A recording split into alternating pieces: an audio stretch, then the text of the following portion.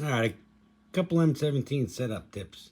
I assign these trim buttons to a couple different functions I'll show you. This one is R mode. So if you could say R mode 1, 2, 3, 4, 5. 5, as you see that switch, is calibration, so I keep steering, brake, throttle, EPA, everything at 100. As you can see, I have steering at 40%, brake at 62%.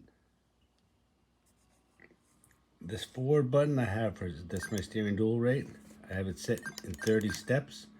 So when I'm just driving around slow, keep it at 100, but when I go to race, I drop that down to 40.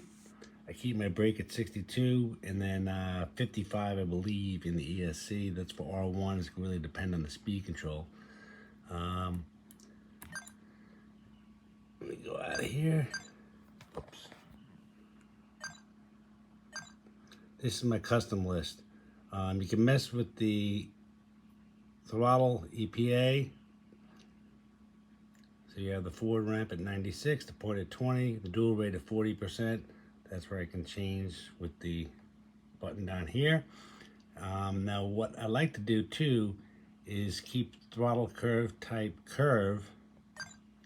That enables you to run the P numbers, which you'll see here. I'll get to the in a minute. But what this does right now, I can change this to Expo, and it'll take away the P numbers, and it runs a linear ramp. So for steering base EPA, I set it about 70%, and as you see before, I have my dual rate set at 40%, so my steering throw is about 28%. So it makes it a little less twitchy in the end. I know Justin and some other guys do a ramp speed for it, but I don't mess with that. I keep my trim on there. So as far as other buttons, that's my left, right. I use sub trim in the main menu to get it dialed in. Then I use this, but you should really, in case it's windy and all that good stuff. This is where I have my brake, right here. And then my R mode. So R mode, brake, steering trim, dual rate. This is all on the custom list.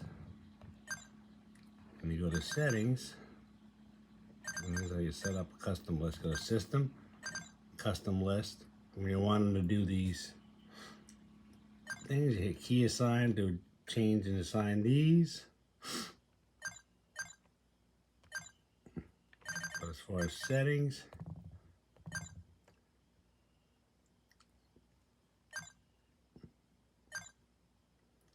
I also do for steering, I have this -100. So it softens it up around the middle.